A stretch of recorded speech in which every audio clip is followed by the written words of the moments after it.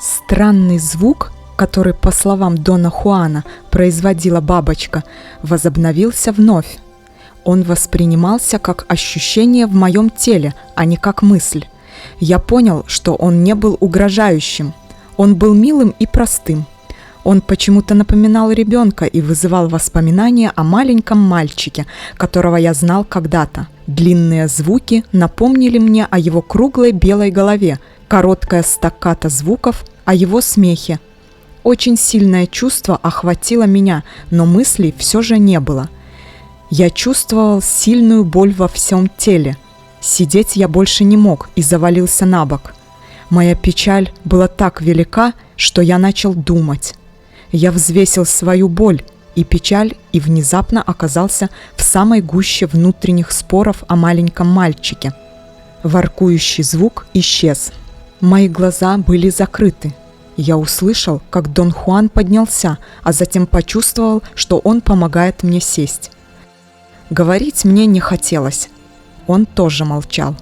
Я услышал, что он двигается рядом со мной, и открыл глаза. Он стоял возле меня на коленях и рассматривал мое лицо, держа возле него лампу. Он велел мне положить руку на живот. Поднялся, пошел на кухню и принес воды. Он плеснул мне немного в лицо, а остальное дал выпить. Он сел рядом и подал мне мои записи. Я рассказал ему, что звук вызвал у меня очень болезненные воспоминания. «Ты индульгируешь сверх всякой меры», — сухо сказал он. Казалось, он задумался, как бы подыскивая подходящую фразу. «Твоя задача на сегодняшнюю ночь — видение людей», — сказал он наконец. «Ты должен остановить свой внутренний диалог. Затем ты должен вызвать образ лица, которое ты захочешь увидеть. Любая мысль, которую ты удерживаешь в уме в состоянии внутреннего молчания, равносильна команде, поскольку там нет других мыслей, способных соперничать с ней. Сегодня ночью бабочка в кустах хочет помочь тебе, поэтому она будет петь для тебя. Эта песня принесет тебе золотую пыль, и ты увидишь выбранного тобой человека». Я хотел узнать подробности, но он жестом прервал меня и велел продолжать. После нескольких минут борьбы я смог остановить внутренний диалог. Затем я произвольно задержал мысль о своем друге. Мне показалось, я закрыл глаза всего лишь на мгновение и вдруг понял, что кто-то трясет меня за плечи. Я медленно приходил в себя. Открыв глаза, я увидел, что лежу на левом боку. Очевидно, я заснул так глубоко, что даже не заметил, как упал на землю. Дон Хуан помог мне сесть. Засмеявшись, он изобразил мое храпение и сказал, что если бы он своими глазами не видел, как это произошло, он никогда бы не поверил, что можно так быстро заснуть. Добавив, что забавно наблюдать за мной, когда я делаю что-нибудь выходящее за рамки моего понимания, он забрал у меня блокнот и сказал, что мы должны начать все сначала. Я прошел необходимые ступени. Вновь услышал странный воркующий звук. На этот раз он исходил не из чапараля. Он шел как бы изнутри меня, словно его издавали мои губы, руки и ноги. Звук, казалось, поглотил меня. Я чувствовал, словно какие-то мягкие шарики летели не то в меня, не то от меня. Это было успокаивающее, захватывающее ощущение, как будто тебя бомбардируют тяжелыми ватными шариками. Внезапно я услышал, как ветер распахнул дверь и опять начал думать. Я думал о том, что испортил еще один шанс. Я открыл глаза и увидел, что нахожусь в своей комнате. Все предметы на письменном столе лежали так же, как я их оставил. Дверь была открыта, снаружи дул сильный ветер. Мне пришла в голову мысль, что нужно проверить кипятильник. Затем я услышал постукивание по окну, которое я сам закрыл и которое плохо прилегало к раме. Это был отчаянный стук, как будто кто-то хотел войти. Я ощутил приступ страха. Поднявшись с кресла, я вдруг почувствовал, что что-то тащит меня. Я закричал: Дон Хуан тряс меня за плечи. Я возбужденно пересказал ему свое видение. Оно было таким живым, что я все еще дрожал. Я ощущал себя так, словно только что перенесся из-за своего письменного стола во плоти и крови. Дон Хуан с недоверием покачал головой и сказал, что я просто гений в том, как я себя дурачу. Его, казалось, не впечатлило то, что я сделал. Он просто отказался обсуждать это и велел мне смотреть вновь. Опять я слышал мистический звук. Он приходил ко мне, как сказал Дон Хуан, в виде дождя золотых крупинок. Я не ощущал, чтобы это были плоские пластинки или чешуйки, как он их описывал, а скорее как сферические пузырьки, и они плыли ко мне. Один из них разорвался перед моими глазами и раскрылся, открывая странный предмет. Он был похож на гриб. Я смотрел на него, и это явно не было сном. Грибовидный предмет оставался неизменным в поле моего зрения, а затем подскочил, как если бы свет, который заливал его, был выключен. Наступила темнота. Я ощутил дрожь, очень неприятный толчок, а затем внезапно понял, что меня трясут. Чувства мои сразу же включились. Дон Хуан сильно тряс меня, а я смотрел на него. Должно быть, в этот момент я только что открыл глаза. Он брызнул мне в лицо водой. Ощущение холода было очень резким. После секундной паузы он захотел узнать, что случилось. Я пересказал ему каждую деталь моего видения. «Но что я видел?» – спросил я. «Своего друга», – съехидничал он. Я засмеялся и терпеливо объяснил, что видел грибовидную фигуру, и хотя у меня не было никаких критериев, чтобы судить о ее размерах, но думаю, что она была около фута длиной. Дон Хуан подчеркнул, что только чувства тут идут в счет. Он сказал, что это мои чувства вызвали то состояние существа предмета, которое я видел. По твоему описанию и по твоим чувствам я могу заключить, что твой друг должен быть очень красивым человеком, сказал он. Я был озадачен его словами. Он сказал, что грибовидные образования были основной формой человеческих существ, когда маг видел их на большом расстоянии. Но когда он прямо смотрит на человека, которого видит, то человеческие качества проявляются как яйцевидное образование светящихся волокон. «Ты не был лицом к лицу со своим другом», — сказал он, — «поэтому он показался тебе грибом». Почему это так, Дон Хуан? Никто не знает. Просто таким способом люди являются в этом особом типе видения. Он добавил, что каждая черта в грибовидном образовании имеет особое значение, и что для начинающего невозможно точно истолковать, что означает тот или иной признак. Затем ко мне пришло воспоминание, озадачившее меня. Несколькими годами раньше, в состоянии необычной реальности, вызванном приемом психотропных растений, я испытал или ощутил, глядя на водный потолок, как ко мне плыли пузырьки, которые поглощали меня. Те золотые пузырьки, которые я только что видел, летели ко мне и захватывали меня точно таким же образом. Фактически, я мог бы сказать, что и те, и другие пузырьки имели одинаковую структуру и одинаковый паттерн. Дон Хуан выслушал мои комментарии без интереса. «Не трать свою силу на мелочи», — сказал он, — «когда имеешь дело с бесконечностью». Движением руки он указал на чапараль. «Если ты превратишь это величие в разумность, то ничего этим не добьешься. Окружающая нас здесь — сама вечность. И заниматься тем, чтобы уменьшать ее до уровня управляемой чепухи, не только глупо, но и крайне вредно». Затем он настоял на том, чтобы я попытался увидеть еще кого-нибудь из круга моих знакомых. Он сказал, что когда видение закончится, я должен постараться раскрыть глаза и сам пробиться на поверхность до полного осознания окружающего. Я добился успеха в том, чтобы удержать картинку другой грибообразной структуры, но если первая была желтоватая и небольшая, то вторая была белесой, крупнее и плотнее первой. К тому времени, когда мы закончили разговор о двух только что увиденных мною формах, я позабыл о бабочке в кустах, которая так занимала меня недавно. Я сказал Дону Хуану, что меня удивляет, с какой легкостью я оказался способен отбросить то, что так недавно потрясло меня. Казалось, я стал не тем человеком, которого знал всегда. «Не понимаю, почему ты поднимаешь из-за этого такой шум», — сказал Дон Хуан. «Всегда, когда прекращается диалог, мир разрушается, и на поверхность выходят незнакомые грани нас самих, как если бы до этого они содержались под усиленной охраной наших слов. Ты такой, какой ты есть, потому что ты говоришь это себе». После короткого отдыха Дон Хуан попросил меня продолжить вызывать друзей. Он сказал, что здесь важно постараться видеть так много раз, насколько это возможно, чтобы установить мостик для чувства. Я вызвал по очереди 32 человека. После каждой попытки он требовал детального описания всего, что я ощущал в своем видении. Однако он изменил эту процедуру, когда я стал осуществлять ее более успешно.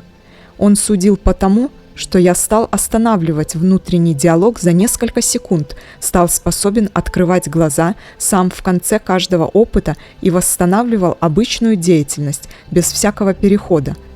Я заметил эту перемену, когда мы обсуждали окраску грибовидных образований.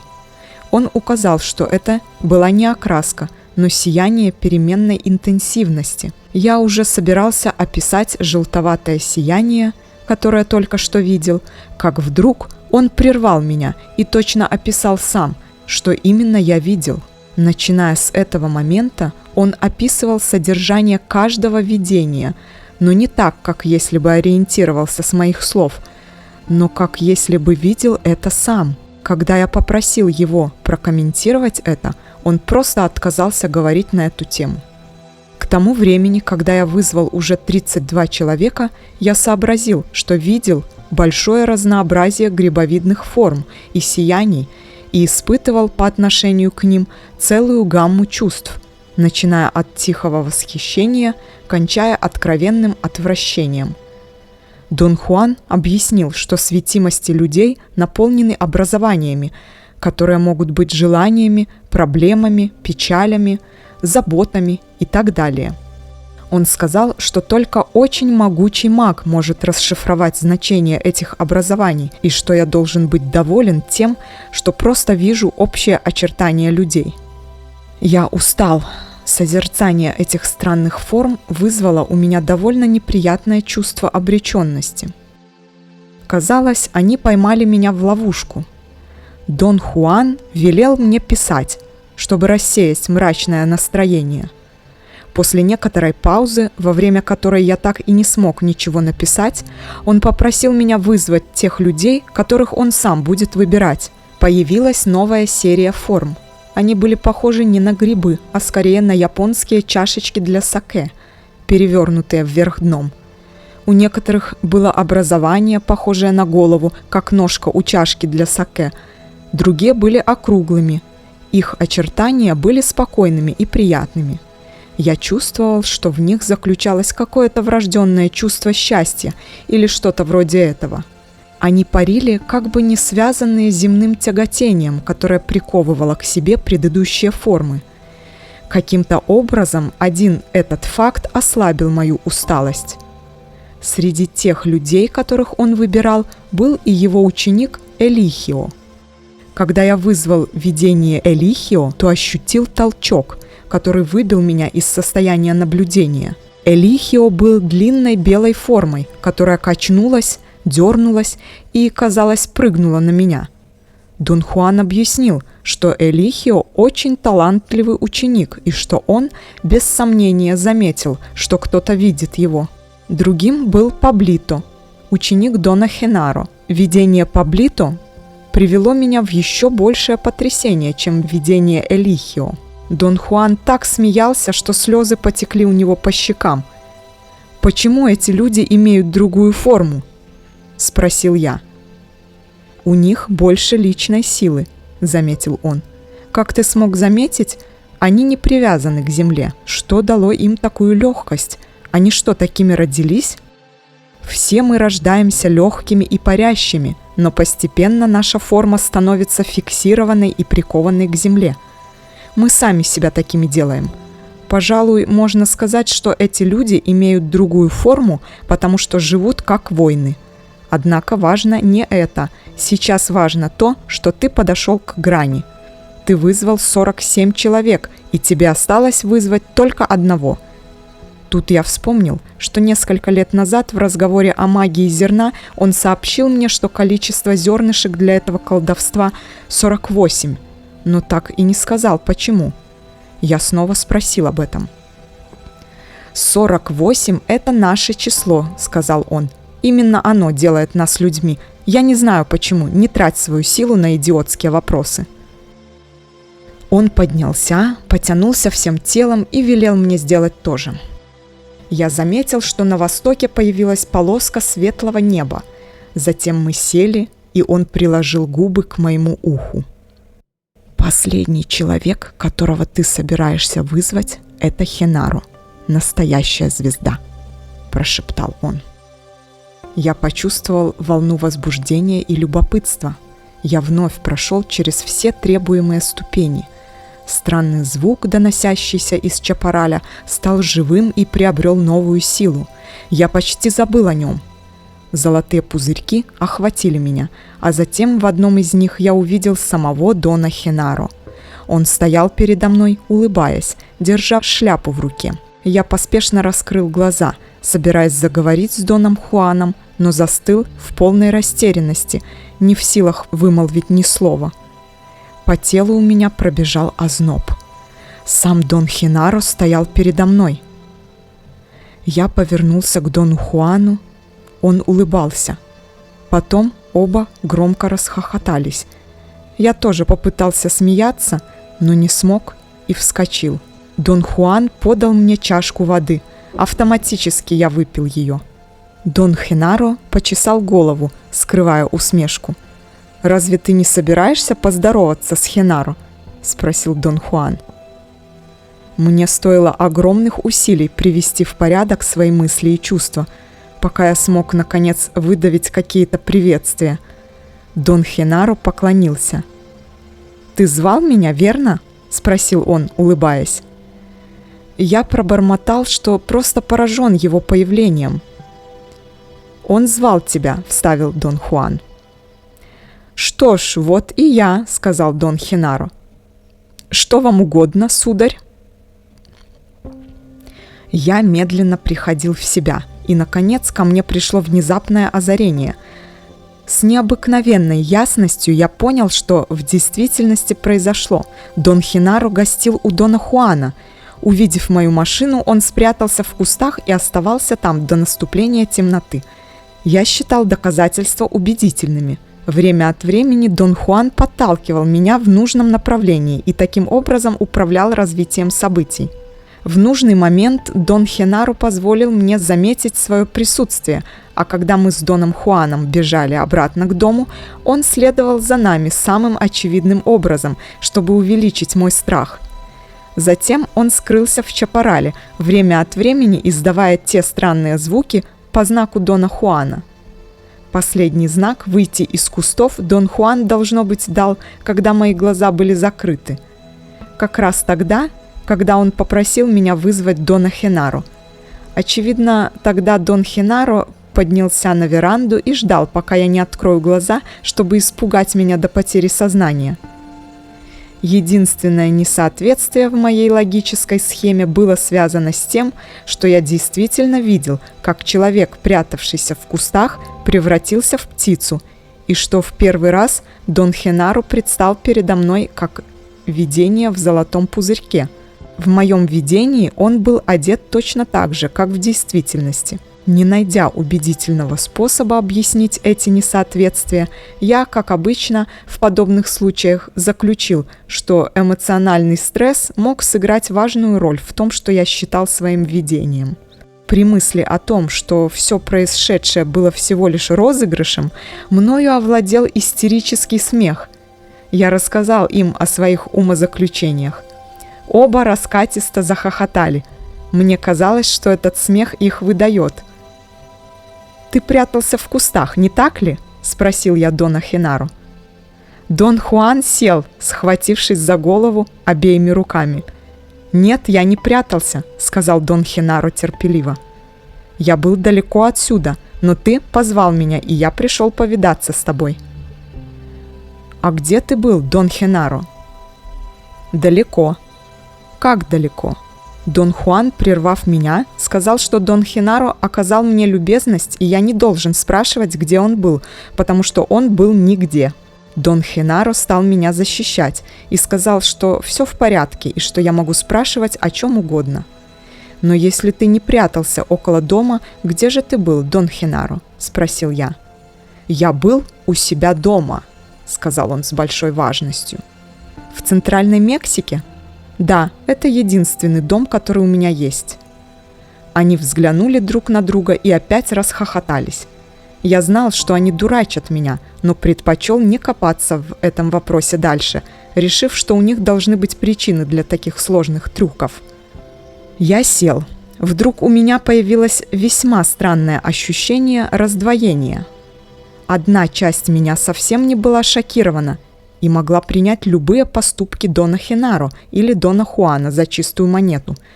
Но была и другая, которая совершенно отказывалась сделать это. Это была моя самая сильная часть. В итоге я пришел к выводу, что только на интеллектуальном уровне принял описание мира магии, которое дал мне Дон Хуан, тогда как мое тело, как целостность, отказывалось от него.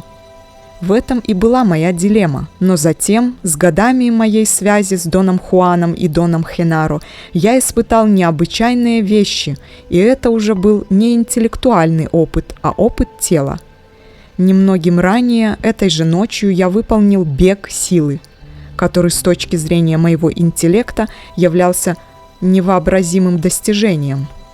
И более того, сегодня у меня были невероятные видения, являвшиеся по моему желанию без каких-либо вспомогательных средств. Я объяснил им природу своей мучительной и в то же время оправданной растерянности. «Этот парень гений», — сказал Дон Хуан Дону Хенаро, недоверчиво качая головой. «Ты ужасный гений, Карлитос», — сказал Дон Хенаро, как бы передавая сообщение. Они уселись по сторонам от меня, Дон Хуан справа, а Дон Хенаро слева. Дон Хуан заметил, что скоро наступит утро. В этот момент я опять услышал зов бабочки. Он шел теперь с другой стороны. Я посмотрел на них обоих, выдерживая их взгляд. Моя логическая схема начала распадаться. Звук обладал гипнотизирующей глубиной и силой, богатством оттенков. Затем я услышал мягкие приглушенные шаги, словно кто-то осторожно ступал на сухую подстилку. Воркующий звук раздался ближе, и я прижался к Дону Хуану. Он сухо велел мне видеть это. Я сделал громадное усилие.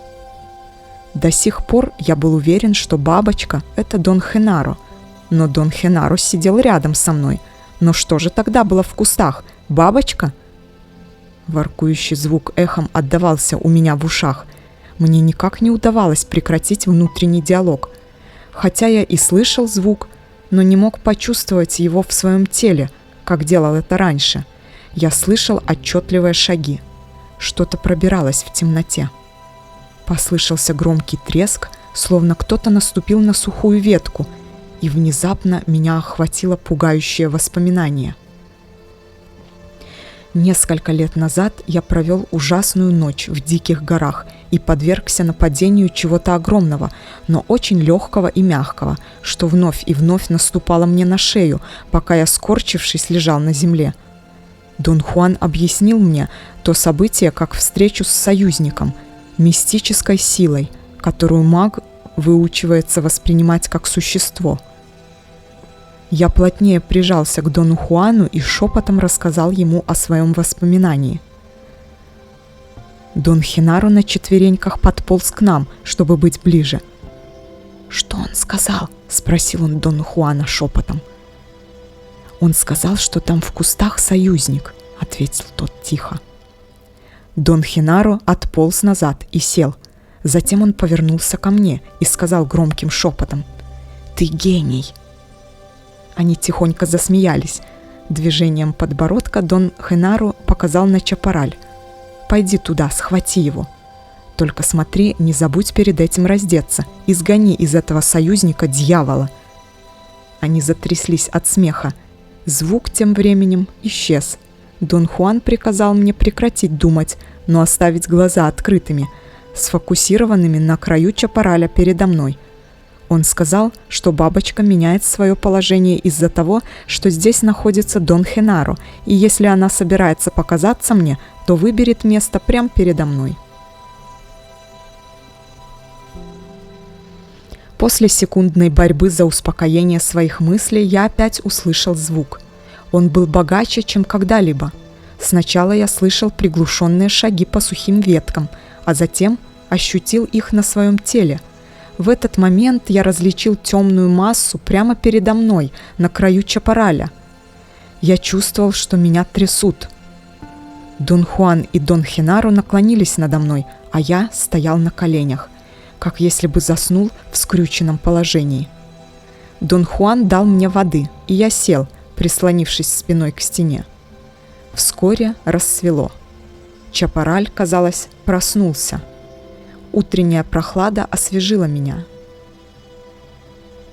Это не Дон Хенаро был бабочкой. Мое разумное построение распадалось. Я больше не хотел задавать вопросов, но и молчать мне не хотелось. В конце концов, мне пришлось заговорить. «Но если ты был в Центральной Мексике, Дон Хенаро, то как же ты попал сюда?» Хенаро сделал какой-то непонятный и невероятно смешной жест. «Прости», — сказал он мне, — «мой рот не хочет разговаривать». Затем он повернулся к Дону Хуану и сказал, улыбаясь, «Почему ты не расскажешь ему?» Дон Хуан поколебался, а затем сказал, что Дон Хенаро, как потрясающий мастер магии, способен на невероятные дела. Грудь Дона Хенаро выпятилась, как будто слова Дона Хуана надували его. Он как будто вдохнул так много воздуха, что его грудная клетка стала в 3 раза больше. Казалось, он вот-вот взлетит. Он подпрыгнул. У меня было ощущение, что воздух внутри его легких заставил его подпрыгнуть. Он прохаживался взад-вперед по земляному полу до тех пор, пока, видимо, не совладал со своей грудной клеткой.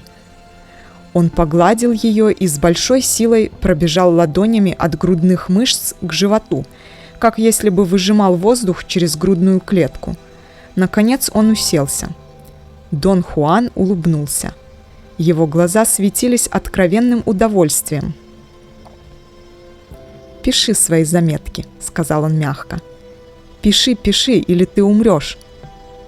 Затем он заметил, что даже Дон Хенаро воспринимает мое записывание как нечто неземное. «Это верно», — сказал Хенаро.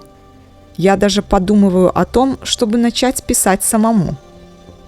«Хенаро — человек знания», — сказал Дон Хуан сухо. И как человек знания он вполне способен переносить себя на большие расстояния. Он напомнил мне, что однажды, несколько лет назад, мы все трое были в горах, и Дон Хенаро, пытаясь помочь мне преодолеть свой глупый рассудок, совершил огромный прыжок на вершины гор, находившихся в 10 милях от нас. Я помнил это событие, но помнил и то, что не смог поверить в его прыжок. Дон Хуан добавил, что иногда Хенаро способен выполнять необычайные задачи. «В определенное время Хенаро – это не Хенаро, а его дубль», – сказал он. Он повторил это 3 или 4 раза. Затем оба они стали следить за мной, как бы ожидая запоздалой реакции. Я не понял, что он имел в виду под словами «его дубль». Он никогда не упоминал этого раньше. Я попросил разъяснений. «Есть другой Хенаро», — объяснил он. Мы все трое посмотрели друг на друга. Я очень встревожился. Движением глаз Дон Хуан приказал мне продолжать разговор. «У тебя что, есть брат-близнец?» — спросил я, поворачиваясь к Дону Хенаро. «Конечно», — сказал он, — «у меня есть двойник». Я не мог понять, шутят они или нет. Оба смеялись, как 2 ребенка, празднующих шалость. можно сказать, продолжал Дон Хенаро, что в настоящий момент Хенаро – это его двойник. Это заявление повергло их обоих на землю от хохота. Но я не мог примкнуть к их веселью, мое тело невольно задрожало. Дон Хуан сказал жестким тоном, что я слишком ощущаю собственную важность. «Отпустись», – приказал он. «Ты знаешь, что Хенаро маг и неуязвимый воин, поэтому он способен выполнять дела, которые были бы немыслимыми для обычного человека. Его двойник – другой Хенаро, одно из этих дел». Я онемел. Воспринять все это как шутку я уже не мог. Для воина, подобного Хенаро, продолжал он, произвести другого не такая уж невероятная задача. После долгих колебаний я наконец спросил: «А этот другой похож на него самого?» «Другой и есть он сам», — ответил Дон Хуан. Его объяснение было невероятным, но не более невероятным, чем все, что они делали. «А из чего сделан другой?» — спросил я после минутной нерешительности. «Этого нельзя узнать», — сказал он. «Но если он такой же реальный, как я, такой же реальный, как ты», — вставили в унисон Дон Хуан и Дон Хенаро. Они переглянулись и так смеялись, что им чуть не стало дурно. Дон Хенаро бросил свою шляпу на пол и танцевал вокруг нее. Его танец был сложным, грациозным и по какой-то совершенно непонятной причине очень смешным. Наверное, юмор был в его исключительно отточенных движениях. Несоответствие было таким тонким и в то же время столь заметным, что я скорчился от смеха. «Твоя беда, Карлитос, — сказал он после того, как сел, — состоит в том, что ты гений». «Я должен узнать о Дубле», — сказал я. «Невозможно узнать, состоит ли он из плоти и крови», — сказал Дон Хуан, «потому что он такой же реальный, как и ты. Дубль Хенаро такой же реальный, как Хенаро, понимаешь, что я имею в виду?» «Ты должен признать, Дон Хуан, что существует способ узнать. Дубль — это он сам. Это объяснение должно удовлетворять тебя. Если бы ты, однако, видел, ты бы знал, что есть очень большая разница между Хенаро и дублем. Для мага, который видит, дубль выглядит ярче». Я чувствовал себя слишком слабым, чтобы продолжать задавать вопросы. Я положил блокнот, и на мгновение мне показалось, что сейчас я потеряю сознание. Поле зрения сузилось, став как бы туннелем. Все вокруг было темным, кроме круглого пятна ясной видимости прямо перед глазами. Дон Хуан сказал, что мне надо поесть. Я не был голоден. Дон Хенаро заявил, что он умирает от голода, встал и отправился в заднюю часть дома. Дон Хуан тоже поднялся и сделал мне знак идти следом. На кухне Дон Хенаро положил себе еды. Затем невероятно комично начал изображать человека, который страшно хочет есть, но не может проглотить пищу. Я думал, что Дон Хуан сейчас умрет. Он рычал, брыкал ногами, кричал, кашлял и задыхался от смеха. Мне казалось, что я сейчас надорву себе бока. Игра Дона Хенаро была просто бесподобной. Наконец он отказался от своих попыток и взглянул на нас по очереди. Его блестящие глаза излучали улыбку. «Не помогает», — сказал он и пожал плечами. Я съел огромное количество пищи, как и Дон Хуан. Затем все мы вышли на веранду перед домом. Солнечный свет был очень ярким, небо чистым, утренний ветерок освежал. Я чувствовал себя сильным и счастливым. Мы сели треугольником, лицом друг к другу. После вежливого молчания я решил попросить их прояснить мою проблему. Я опять чувствовал себя в отличной форме и хотел использовать свою силу. «Расскажи мне еще о Дубле, Дон Хуан», — попросил я. Дон Хуан указал на Дона Хенаро, и тот поклонился. «Вот он», — сказал Дон Хуан. «Тут нечего говорить.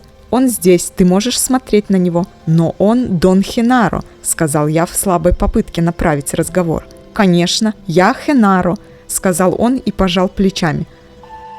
«Что же тогда такое дубль, Дон Хенаро?» — спросил я. «Спроси его», — сказал он. указывая на Дона Хуана. «Он тот, кто разговаривает, а я немой». Дубль – это сам маг, развившийся через свои сновидения, объяснил Дон Хуан. Дубль для мага – это действие силы, но лишь сказка о силе для тебя. В случае с Хенаро его дубль неотличим от оригинала. Он воин, его безупречность выше всяких похвал, поэтому сам ты никогда не замечал разницы. Но за те годы, что ты его знаешь, ты встречался с оригиналом Хенаро только дважды. Все остальное время ты был с его дублем. «Но это противоестественно!» – воскликнул я.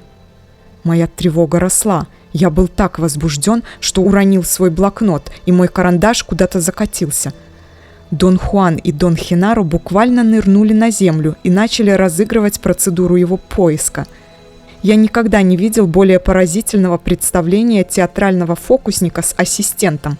Разве что здесь не было сцены или декораций, и, скорее всего, исполнители не применяли при этом ловкость рук. Хенаро – главный фокусник, и его ассистент Дон Хуан в несколько секунд извлекли поразительное разнообразие самых невероятных предметов, которые они находили под или за или над любым объектом, находившимся на веранде.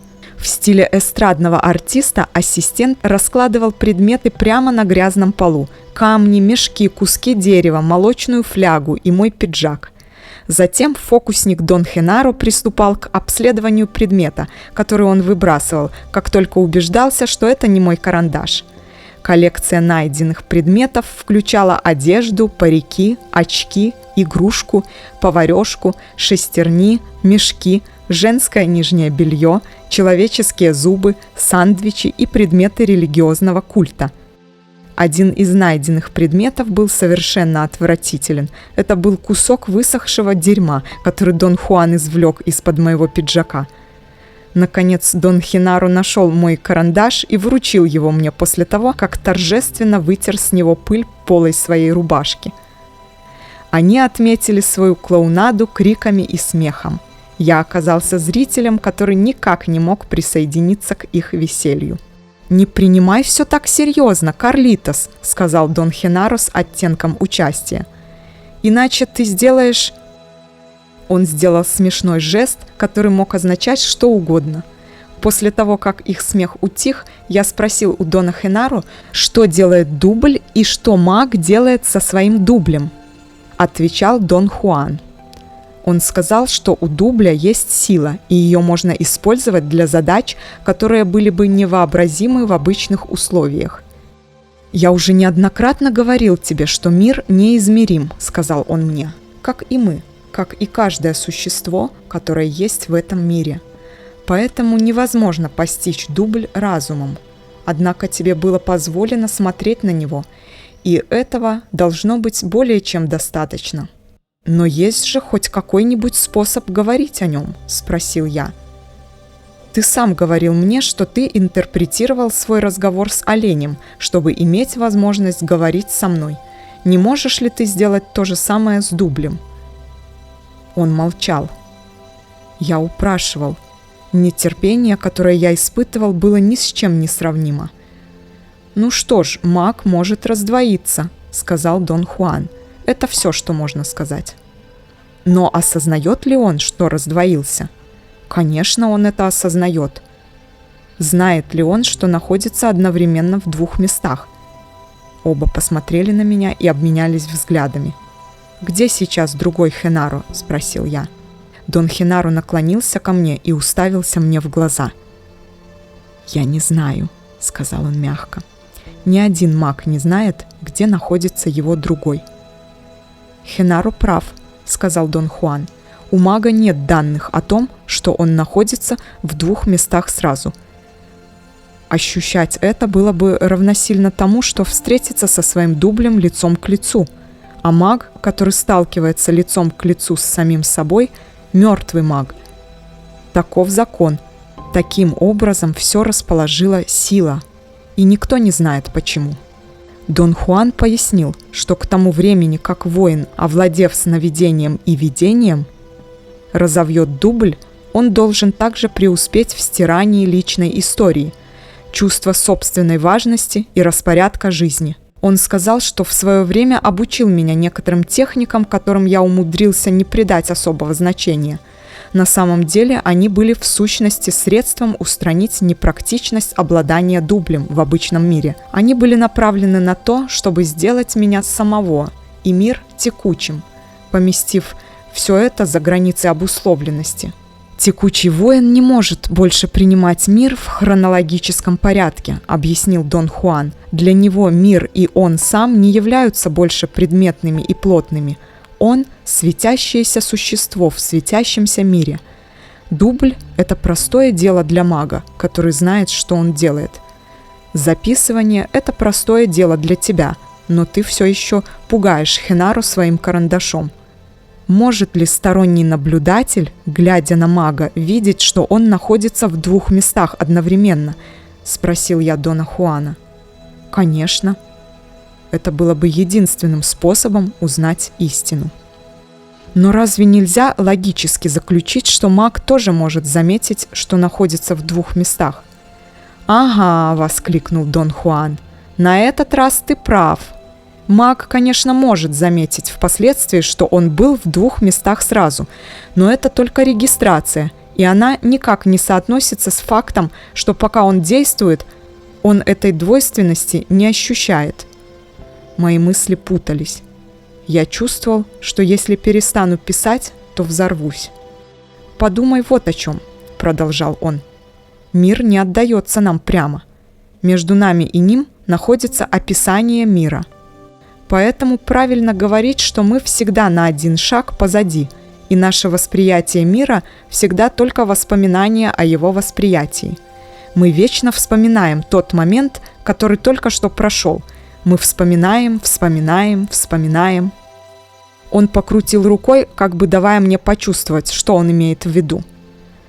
«Но если весь наш опыт восприятия мира – воспоминания, тогда вполне естественно заключить, что маг может быть в двух местах сразу. Это происходит не с точки зрения его собственного восприятия, потому что и маг должен вспоминать только что совершенный поступок, только что пережитый опыт и события, свидетелем которых он был. В его осознании это является одним единственным воспоминанием. Но сторонний наблюдатель, смотрящий на мага, может решить, что маг действительно одновременно в двух различных эпизодах. Маг, однако, вспоминает два отдельных мгновения, потому что клей, описание времени, больше не связывает его. Когда Дон Хуан закончил говорить, я был уверен, что у меня поднимается температура. Дон Хинаро смотрел на меня любопытными глазами. «Он прав», — сказал он. «Мы всегда на один прыжок позади». Он стал двигать руками, как перед этим делал Дон Хуан. Его тело начало дергаться и раскачиваться, и он отпрыгнул назад, сидя. Казалось, у него было икота, и при каждом спазме его тело конвульсивно отпрыгивало назад. Он начал двигаться, прыгая на заду, и доскакал так до конца веранды и обратно. Вид Дона Хинаро, прыгающего на ягодицах, вместо того, чтобы показаться забавным, привел меня в такой ужас, что Дону Хуану пришлось несколько раз ударить меня костяшками пальцев по лбу. «Я просто не могу ухватить всего этого», — сказал я. «Я тоже не могу», — сказал Дон Хуан и пожал плечами. «И я тоже не могу, дорогой Карлитос», — сказал Дон Хинаро. Вся эта смесь из усталости, невероятного объема чувственных восприятий и того настроения легкости и юмора, которым была наполнена клоунада Дона Хинаро, были слишком большой нагрузкой для моих нервов. Я никак не мог утихомирить возбуждение в мышцах живота. Дон Хуан заставил меня покататься по земле на животе до тех пор, пока я не восстановил свое спокойствие. Затем я опять сел, глядя на них. «Дубль материален?» – спросил я Дона Хуана после долгого молчания. Они посмотрели на меня. «Есть ли у дубля материальное тело?» – повторил я. «Определенно», – сказал Дон Хуан. «Плотность, материальность – это воспоминание. Поэтому, как и все, что мы ощущаем в мире, Они являются только накапливаемой нами памятью, памятью об описании. Ты помнишь о моей материальности точно таким же способом, что и общение посредством слов. Поэтому ты разговаривал с койотом, и именно поэтому ты воспринимаешь меня сейчас как плотное тело. Придвинувшись, он слегка толкнул меня плечом и предложил дотронуться до него. Я взял его руку, а затем обнял со слезами на глазах. Дон Хенару поднялся и подошел ко мне. Он был похож на маленького ребенка с блестящими озорными глазами. Надув губы, он долго смотрел на меня. «А как же я?» – спросил он, пряча улыбку. «Неужели ты не хочешь обнять меня?»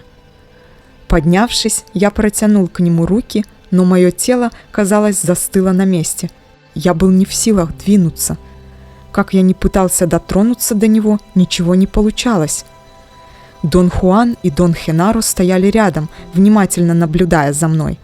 Я чувствовал, как тело сотрясается под неведомой тяжестью.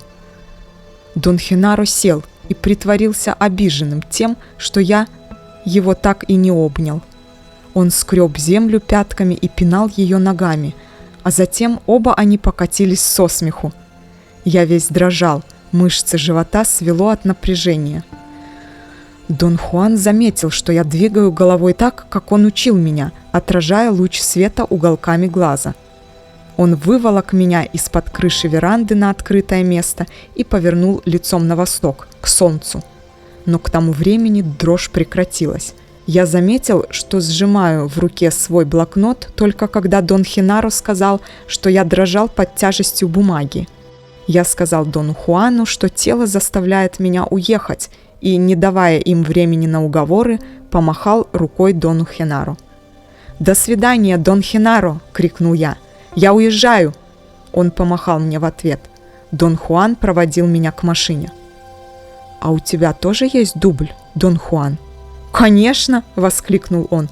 И тут мне пришла в голову одна весьма пугающая мысль. Я хотел было отмахнуться от нее и побыстрее уехать, но что-то изнутри так и подмывало задать вопрос. За много лет нашего знакомства для меня стало привычным, что всякий раз, когда я хотел видеть Дона Хуана, мне достаточно было приехать в Сонору или Центральную Мексику, и он всегда был там, ожидая меня.